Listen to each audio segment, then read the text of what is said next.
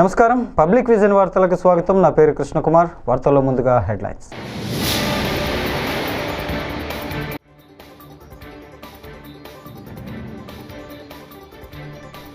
సంపద సృష్టించాలి, ప్రజలకు అందించాలి. AP CM Chandrababu.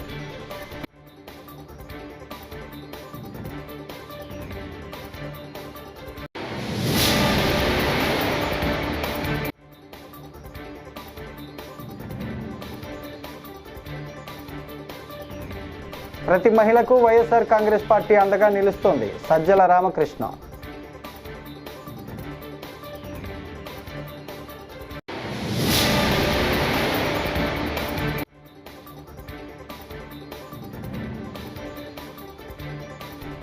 మాజీ ఎంపీ విజయసాయిరెడ్డి బీజేపీలో చేరతారన్న వార్తలపై స్పందించిన ఎమ్మెల్సీ సోము వీర్రాజు.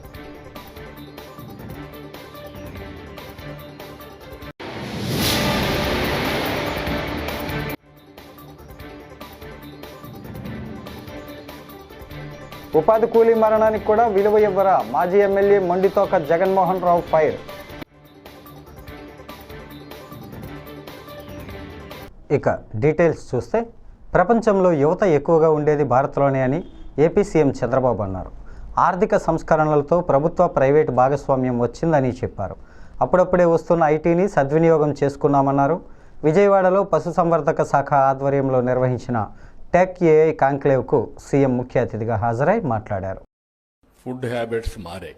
ఒకప్పుడు అందరూ రైస్ తినేవాళ్ళు, కొన్ని ప్రాంతాల్లో రాగి తినేవాళ్ళు, కొన్ని ప్రాంతాల్లో జొన్నలు తినేవాళ్ళు. కానీ ఫస్ట్ టైం మన నాయకుడు ఎన్టీ రామారావు గారు వచ్చిన తర్వాత అందరికి రైస్ ఇవ్వడం మొదలు పెట్టారు. 2 రూపాయల కేజీ బియ్యం వచ్చింది. కరువు ప్రాంతాల్లో అప్పుడప్పుడే రైస్ తినడం ప్రారంభించారు. కానీ ఈ రోజు వచ్చిన పరిస్థితులు మారాయి. రైస్ ఎక్కువ తింటే డయాబెటీస్ వస్తుంది. ఫుడ్ హ్యాబిట్స్ దీనివల్ల మారిపోతున్నాయి. ఫుడ్ హ్యాబిట్స్ మీరందరూ కూడా గుర్తుపెట్టుకోవాల్సింది, మనిషి యొక్క ఆరోగ్యం మనం తినే తిండి పైన, మన అలవాట్ల పైన, లైఫ్ స్టైల్స్ పైన ఆధారపడుతుంది. అందుకే చాలా టెక్నాలజీస్ వచ్చాయి, అవన్నీ నేను మళ్ళీ మాట్లాడతాను. కానీ ఈ రోజు ప్రపంచం మొత్తం ఆహారపు అలవాట్లు పెరిగి ప్రోటీన్ రిచ్ ఫుడ్కి వెళుతున్నారు. ప్రోటీన్ అంటే మీరంతా కూడా చికెన్, ఫిష్, లేకుంటే ఎగ్స్. మన మిత్రులు చెప్తున్నారు ఎగ్స్ డిమాండ్ తగ్గిందని. కరెక్టే, కానీ ఎడ్యుకేషన్ కూడా అవసరం. కనీసం నేనైతే మార్నింగ్ అయితే బ్రేక్ఫాస్ట్ ఉండదు, ఓన్లీ ఆమ్లెట్ ఉంటుంది. అది నా మొత్తం లైఫ్ స్టైల్లోనే మార్చుకున్నాం. ఈ విధంగా ప్రతి ఒక్కరు కూడా మార్చుకుంటున్నాం. ఒక పక్క ప్రోటీన్ అయిన తర్వాత ఇంకొక పక్క మీరు చూస్తే మిల్లెట్స్ ఇవన్నీ కూడా వస్తున్నాయి బ్యాలెన్సింగ్ కోసం. ఇంకొక పక్కన ఫ్రూట్స్ అండ్ వెజిటబుల్స్ బాగా పెరుగుతున్నాయి. ఈ విషయం కూడా గుర్తుపెట్టుకోవాలి. దీనివల్ల ఇప్పుడు మొత్తం ప్రపంచం అంతా కూడా హార్టికల్చర్కి ఎక్కువ ప్రాధాన్యత వచ్చింది. అందుకే నేను కూడా మొత్తం చేంజ్ చేస్తున్నాను. హార్టికల్చర్కి ఎక్కువ ప్రాధాన్యత ఇచ్చి ఈ రోజు మీరు చూస్తే నేను లాంగ్ బ్యాక్ ఆనాటి ప్రధానమంత్రి గారిని కన్విన్స్ చేసి వాజ్పేయి గారిని మైక్రో ఇరిగేషన్ ఎట్లుండాలో నేను ఒక రిపోర్ట్ ఇచ్చాను. ఆ రిపోర్ట్ ఇప్పటికి కూడా మైక్రో ఇరిగేషన్ ఒక బైబిల్ మారిగా, ఒక భగవద్గీత మారిగా దాన్నే ఫాలో అవుతున్నారు. అందుకే నేను గర్వంగా చెప్పగలుగుతున్నా, ఈ రోజు 5 సంవత్సరాలు ₹1 కూడా వీళ్ళు ఇవ్వలేదు. మళ్లీ ఈ సంవత్సరం పికప్ చేశాం. దేశంలో మైక్రో ఇరిగేషన్ కి నెంబర్ 1 రాష్ట్రం ఏదంటే దానికి చిరునామా ఆంధ్రప్రదేశ్. 16 లక్షల హెక్టార్లలో మైక్రో ఇరిగేషన్ పెట్టాం, ఆటోమేషన్ పెట్టాం. ఈ రోజు మీరు మైక్రో ఇరిగేషన్ వచ్చినాక ఆటోమేషన్ వస్తే యాప్ ద్వారా ఎప్పుడు కావాలంటే అప్పుడు ఆన్ చేస్తారు. ఎంత టైం కావాలంత టైం నీళ్లు ఇస్తారు. అవసరమైతే నీళ్లు కరెక్ట్ గా చెక్ చేసుకునే టెక్నాలజీస్ వచ్చేస్తున్నాయి. టోటల్ మెకనైజేషన్ తో ముందుకు పోయే పరిస్థితికి వచ్చాం. ఇక్కడికి వచ్చినప్పుడు మళ్ళీ నేను అందుకనే అగ్రికల్చర్ లో, అలైడ్ ఇండస్ట్రీస్ లో ఒక వినూత్నమైన ఆలోచనలు చేస్తున్నాం. ఇవి చేస్తూనే లాజికల్ గా తీసుకుపోవడం కోసం మళ్లీ ఫుడ్ ప్రాసెసింగ్ ఒక ప్రత్యేకమైన శ్రద్ధ పెట్టి ఒక సెక్రటరీని దానికి పెట్టాం. చిరంజీవులు ఇంతకుముందు హార్టికల్చర్ బాగా చేశాడు, ఆయన ఈ రోజు ఇన్ఛార్జ్ పెట్టి దీన్ని కూడా ప్రాధాన్యత ఇచ్చామని చెప్పి కూడా నేను మీకు తెలియజేస్తున్నా. ఫీల్డ్ అసిస్టెంట్ వేధింపులు భరించలేక ఉపాధి కూలీ పురుగు మందు తాగి ఆత్మహత్య చేసుకుంటే కనీసం ఆమె మరణానికి కూడా విలువ ఇవ్వరా అని వైఎస్ఆర్సీపీ నేత, మాజీ ఎమ్మెల్యే మొండితోక జగన్మోహన్ రావు మండిపడ్డారు. కూటమి ప్రభుత్వంలో ఉపాధి హామీ పథకాన్ని నీరుగార్చే పరిస్థితి దాపురించిందని ధ్వజమెత్తారు. ప్రస్తుత ఏపీ ప్రభుత్వం ఉపాధి హామీ పనులను పూర్తిగా తగ్గించేశారని విమర్శించారు. చంద్రలపాడు మండలంలో విపరింతలపాడు గ్రామం నుంచి ఒక మహిళ ఉపాధి పనులకు వెళితే ఫీల్డ్ అసిస్టెంట్ దూషించారని చెప్పి ఆత్మహత్య చేసుకున్నారు. ఆవిడ ఒక వీడియో కూడా రిలీజ్ చేశారు. రిలీజ్ చేస్తూ ఆవిడ ఆత్మహత్య గల కారణాలు కూడా క్లియర్గా తెలియజేశారు. ఆవిడ తెలుగుదేశం పార్టీ వీరాభిమాని, పార్టీ సానుభూతి పరురాలు, యాక్టివ్గా పనిచేస్తున్నటువంటి వ్యక్తి. అటువంటి వ్యక్తి ఈ ఉపాధి హామీ పనులకు సంబంధించిన ఫీల్డ్ అసిస్టెంట్ తనని అందరి ముందు ఎంత ఘోరంగా అవమానించాడు తెలియజేస్తూ, అక్కడ అంతమంది ఉన్నా కూడా ఏ ఒక్కరూ అతను ఆపలేదని భావించి చాలా బాధపడుతూ తన పరిస్థితిని మొత్తాన్ని తెలియజేస్తూ ఆవిడొక వీడియో రిలీజ్ చేసి పురుగుమందు తాగి దురదృష్టవశాత్తు మరణించారు. ఆవిడ చెప్పే విషయాలు ఖచ్చితంగా మనందరినీ ఆశ్చర్యానికి గురి చేస్తాయి. ఆవిడ చదువుకున్న ఆవిడ ఒక స్కూల్లో టీచర్గా పనిచేశానని చెప్పారు. ఒక షాప్ రన్ చేస్తున్నారు. నెట్ సెంటర్ కూడా పనిచేస్తుంది ఆవిడ ఆధ్వర్యంలో. అలాంటి మహిళ ఎంత బాధాకరంగా మాట్లాడారంటే, నా పెద్ద కొడుకు ఇంజనీరింగ్ చదువుతున్నాడు, ఈ 300 రూపాయలు వస్తే నా కొడుక్కి నేను ఖర్చులకు ఇవ్వగలను అనే ఉద్దేశంతో ఈ పథకంలో భాగంగా నేను పనులకు వెళ్తే నన్ను ఘోరంగా దూషించారు అని మాట్లాడింది ఆవిడ. అసలు ఆవిడ మాటలు వింటే ఎవరికైనా, ఎలాంటి వాళ్ళకైనా కళ్ళమ్మట నీళ్లు తిరుగుతాయి. అదేవిధంగా ఆవిడ క్లియర్గా చెప్పారు, పార్టీ పట్ల తనకున్న నమ్మకం, పార్టీ నాయకుల పట్ల తనకున్న నమ్మకాన్ని కూడా తెలియజేశారు. నారా చంద్రబాబు నాయుడు గారు కావచ్చు, లోకల్ ఎమ్మెల్యే సౌమ్య గారు కావచ్చు, పవన్ కళ్యాణ్ గారు కూడా కావచ్చు. తెలియజేస్తూ ఇతను చేసిన పనులన్నీ చెప్పింది ఆవిడ. మాస్టర్లే దొంగ మాస్టర్లు ఎట్లా చేస్తున్నారు, ఏం చేస్తున్నారు, ఇలా చేస్తే పార్టీకి ఎంత నష్టం, నేను ఈ విషయాల్ని పీడీ గారికి తెలియజేస్తే పనులు ఆగిపోతాయి కాబట్టి, మా గ్రామంలో 200 కుటుంబాలకు పనులు ఆగిపోతాయి కాబట్టి నేను ఎవరికీ చెప్పలేదు. చివరికి ఇది ఈ విధంగా వచ్చింది. ఖచ్చితంగా ఇతని మీద చర్యలు తీసుకోవాలి. నా పిల్లల బాధ్యతని స్థానిక ఎమ్మెల్యేనే. మాజీ ఎంపీ విజయసాయిరెడ్డి బీజేపీలో చేరతారన్న వార్తలపై స్పందించి ఎమ్మెల్సీ సోము వీర్రాజు కీలక వ్యాఖ్యలు చేశారు. ఈ సందర్భంగా బుధవారం ఆయన విశాఖలో మీడియాతో మాట్లాడారు. గతంలో వైసీపీ, టీడీపీ తమ పార్టీలలో చేర్చుకున్న వారికి మంత్రి పదవులు ఇచ్చారని, అప్పుడు ప్రశ్నించిన వారు ఇప్పుడు తమ పార్టీలో జాయిన్ అవుతున్నప్పుడు ప్రశ్నిస్తున్నారంటూ మండిపడ్డారు. నరేంద్ర మోదీ గారి నాయకత్వం బాల రాజేశ్వరరావు గారిని వేదికపై ఆశీర్వాదంగా కోరుతున్నాం. స్టేట్ డాక్యుమెంటేషన్ అనేక కార్మిక సంఘాల్లో నాయకులుగా ఉండి వారి సేవలు అందుతున్నాం. ఈరోజు వారు ఆధ్వర్యంలో అనేక మంది ప్రముఖులు పార్టీలో జాయిన్ అవడం జరుగుతుంది. వారు అనేక సంవత్సరాలుగా జీవీఎంసీలో వేసి పార్టీలోకి ఆహ్వానించాల్సిందిగా మన యొక్క ముఖ్య అతిథి సోము వీర్రాజు గారిని కోరుతున్నాం. భారత్ మాతా కీ, భారత్ మాతా కీ, భారత్ మాతా కీ. వర్ధిల్లాలి భారతీయ జనతా పార్టీ, వర్ధిల్లాలి భారతీయ జనతా పార్టీ. ఇప్పుడు వారికి సభ్యత్వాన్ని సోము వీర్రాజు గారు, అలాగే జిల్లా అధ్యక్షులు పరశురామరాజు గారు, వామనరావు గారికి అందించడం జరుగుతుందో జాయిన్ అవడం జరుగుతుంది. రాష్ట్ర కాపు సంఘం సెక్రటరీ లంకా భాస్కర్ రావు గారిని వేదికపైకి రావాల్సిందిగా కోరుతున్నాం. సభ్యత్వాన్ని అందించవలసింది కోరుతున్నాం. ముందుగా వారిని కండువా వేసి పార్టీలోకి ఆహ్వానించడం జరుగుతుంది. లంకా భాస్కర్ రావు గారు రాష్ట్ర కాపు నాయకులు, వారికి కూడా సభ్యత్వాన్ని అందించడం జరుగుతుంది. భారత్ మాతాకి. విరమించామని చెప్పలేదు. యుద్ధాన్ని వద్దని చెప్పిన సందర్భాల్లో కొన్ని పరిస్థితుల్లో కొన్ని వ్యవహారాలు సాగుతాయి. ఇదంతా వారం రోజులు. ఇది చిన్న సినిమా, చాలా పెద్ద సినిమా ఉంటుంది. అది అర్థమయ్యేటట్లుగా చెప్పాము. ఆ దృష్ట్యా యుద్ధానికి వెనకంజి వేసే ప్రసక్తి లేదు. ఈవేళ మన దగ్గర ఉన్నటువంటి ఆయుధాలు, అద్భుతమైనటువంటి ఆయుధాలు ఉన్న సందర్భంలో మనం యుద్ధానికి వెనకంజి వేసేటువంటి పరిస్థితి లేదు. యుద్ధం ఆపలేదు కూడా. ఆక్రమించుకుంటామా? పీఓకే వచ్చే అవకాశం ఉంది. ఈ టైంలో మనం పీఓకే తెచ్చుకుంటామా? అవుతుందంటారా? అన్ని విషయాలు మోడీ గారి మధ్యలో ఉన్నాయి. సమయం సందర్భంలో ఏది జరగాలో అది జరుగుతుంది. దేశ సంక్షేమాన్ని దృష్టిలో పెట్టుకుని ఎప్పుడు ఏది చెయ్యాలి అనేది స్పష్టమైనటువంటి ఆలోచన ఈవేళ మోడీ ప్రభుత్వానికి ఉంది. సార్ ఇంత జరిగిన తర్వాత కూడా ట్రంప్ గారు అటు భారతదేశము ఇటు పాకిస్తాన్ ఇద్దరు మాకు వ్యాపార మిత్రులేనే ఇటీవల మాట్లాడారు. దాన్ని ఏ విధంగా చూస్తారు సార్? వారిది వ్యాపారం, మంది బుద్ధుడి యొక్క ఆలోచన విధానం. శాంతిలోనే అన్నీ ఉన్నాయి, శాంతిలోనే అన్నిటికీ కూడా సమాధానం దొరుకుతుంది. ఇది మన దేశ విధానం అని మోడీ గారు స్పష్టంగా చెప్పారు. వారిలాగా వ్యాపారవేత్తలాగా మోడీ గారు మాట్లాడరు, భారతీయులు మాట్లాడరు.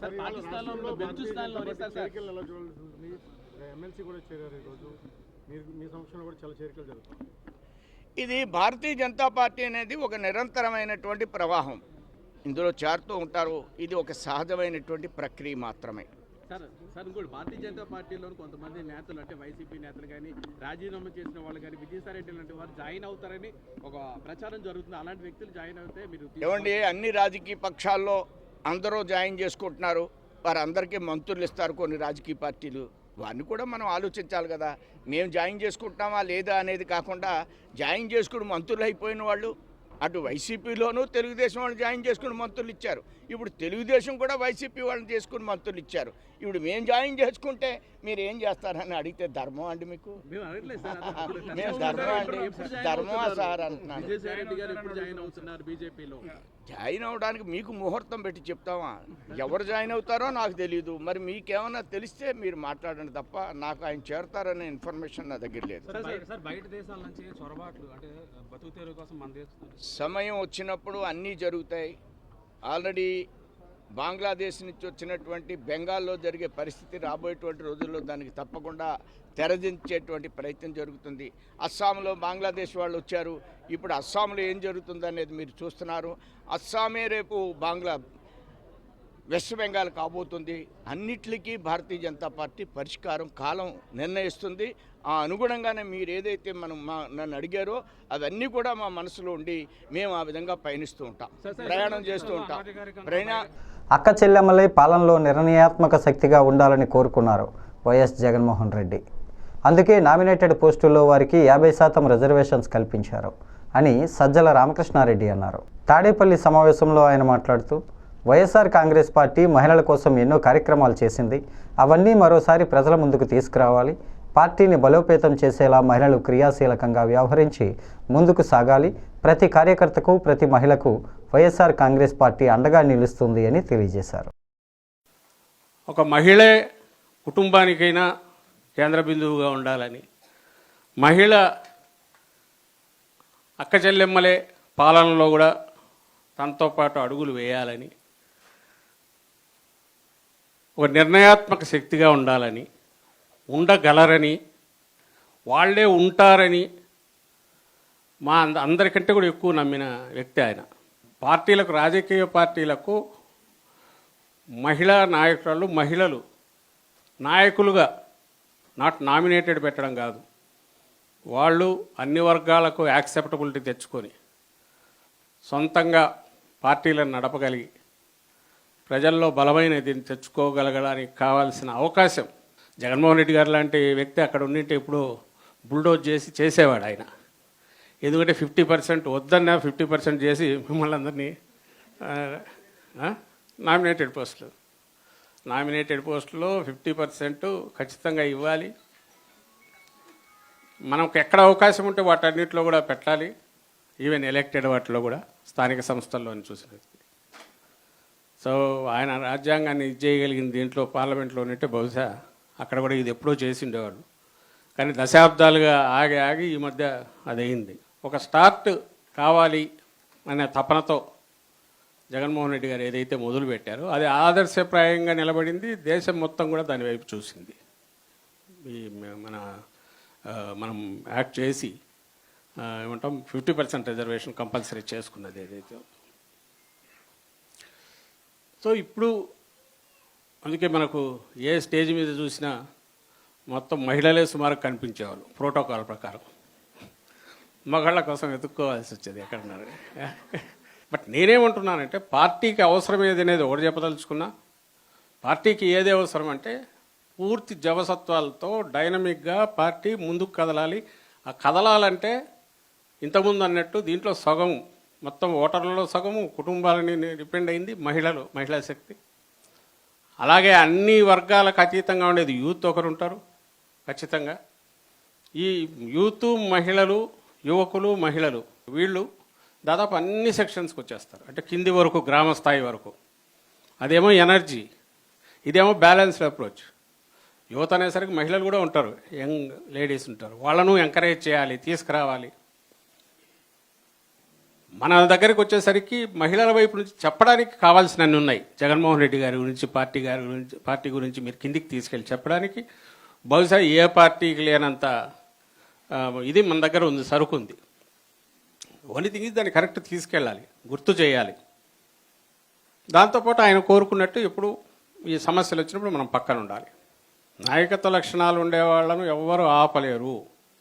చొరవ చూపి మీ అంతటా మీరు రండి. వాళ్ళని ఎంకరేజ్ చేయడానికి జగన్మోహన్ రెడ్డి గారు ఎప్పుడు సిద్ధంగా ఉంటారు. మహిళలంటే మరింత పెద్దపీట వేస్తారు. ఎంతమంది గన ఎక్కువ మంది వాళ్ళంతటా వాళ్ళ నాయకులుగా ఎదిగితే అంత ఆనందపడే వాళ్ళలో తొలి వ్యక్తి జగన్మోహన్ రెడ్డి గారే. ఏది ఎలక్టెడ్ వీటికి కూడా మీరు ఎక్కడున్నా 10 మంది కలిస్తే 10 మంది కలవండి, వెళ్తే 10 మంది వెళ్ళండి. దాని వాయిస్ గట్టిగా వస్తుంది. మనం ఒకరు ఫేస్ చేయాల్సిన అవసరం ఉండదు. బియాండ్ దిస్ ఏదైనా జరిగితే party is with you, party is with everybody. Jaganmohan Reddy గారి దగ్గర నుంచి కింది వరకు అందరూ ఉంటారు. దానికి అవసరమైనవన్నీ ఉన్నాయి. అవి రావాలా, సమస్యలు తెచ్చుకోవాలని కూడా నేను అనట్లా.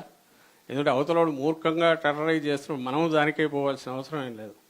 బ్యాలెన్స్డ్ అప్రోచ్తోనే ఇష్యూస్ డీల్ చేసే పద్ధతికి సంబంధించినంత వరకు పార్టీ అనుబంధ విభాగం నాయకురాలుగా మీరు క్రియాశీలకంగా వ్యవహరించడానికి అవసరమైన టిప్స్ కొన్ని చెప్పాను. మీరు మిగిలినవి ఏదైనా ఉన్నా ఎలాగో వీళ్ళ దగ్గర నుంచి మీకు ఇన్స్ట్రక్షన్స్ వస్తాయి. ముందు యాక్టివిటీ ఏదో ఒకటి మొదలు కావాలి. మన ప్రెజెన్స్ తెలియాలి, మన కలెక్టివ్ ప్రెజెన్స్ తెలియాలి.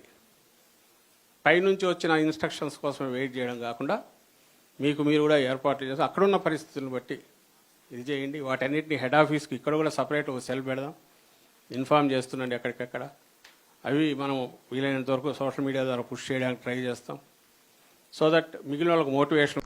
మిస్ వరల్డ్ 2025 పోటీల్లో పాల్గొనేందుకు వచ్చిన సుందరిమల్లు హైదరాబాద్లోని పాత బస్తీలో సందడి చేశారు.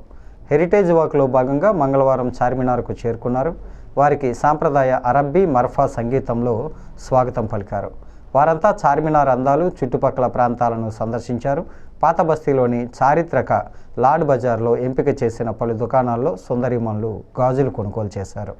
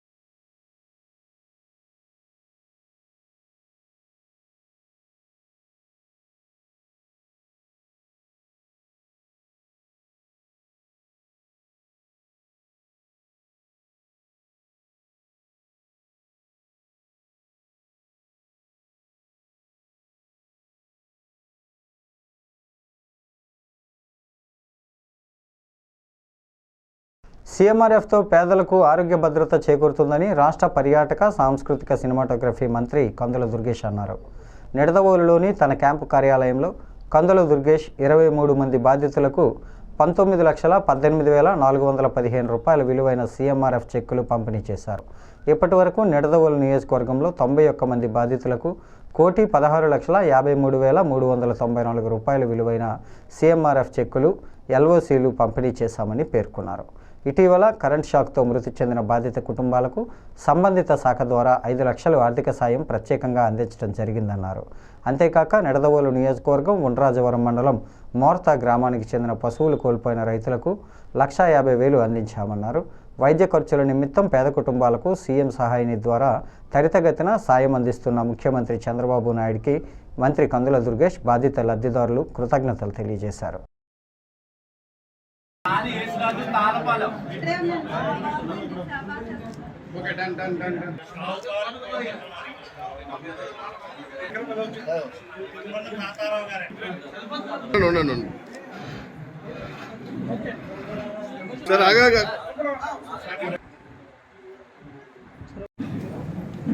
ముఖ్యమంత్రి గారి సహాయ నిధి నుంచి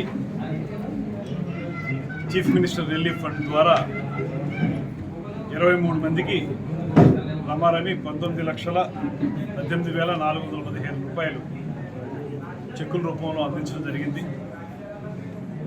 ఇందులో ఈ మధ్యకాలంలోనే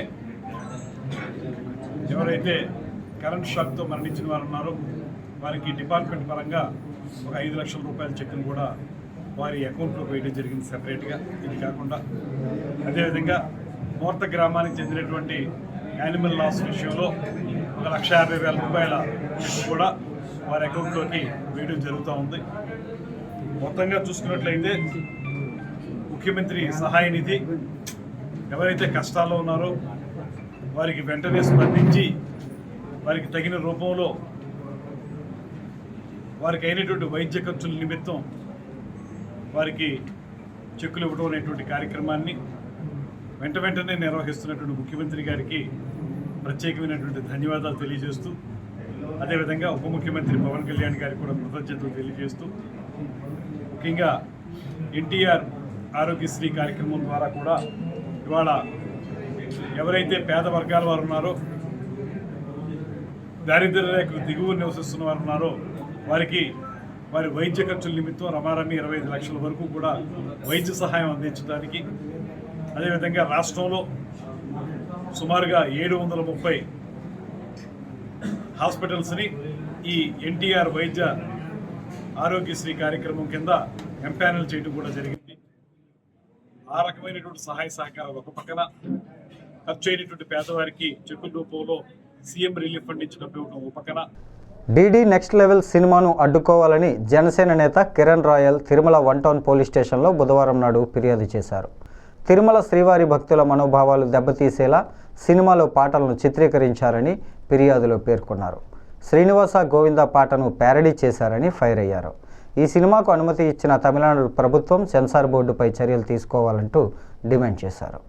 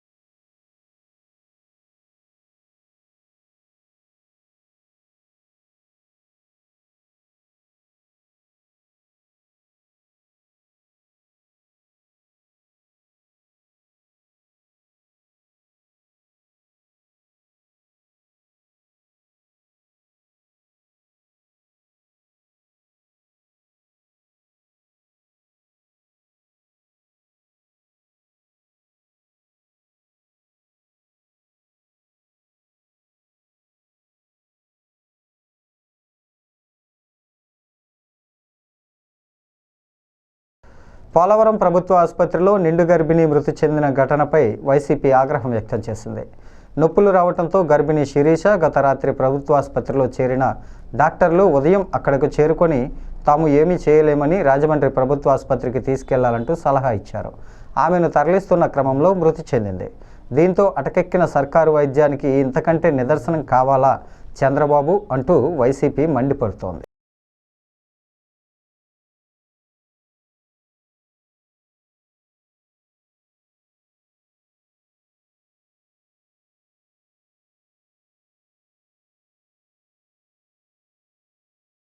చీరాలలో మున్సిపల్ కార్యాలయంలో జంజనం శ్రీనివాసరావుపై అవిశ్వాసం ముగిశాక పలువురు టీడీపీ కౌన్సిలర్లు విమర్శలకు దిగారు.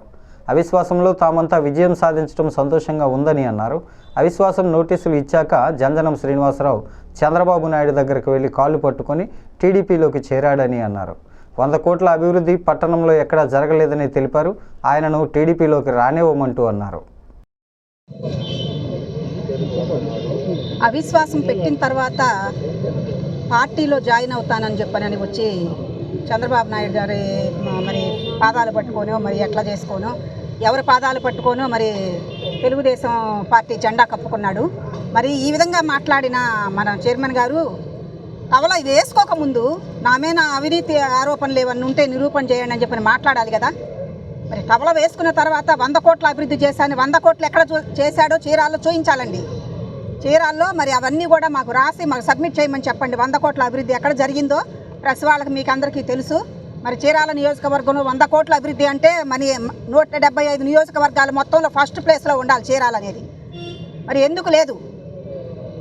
అట్టడుగుగా ఎందుకు వెళ్ళిపోతున్నాం మనం చీరాల్లో?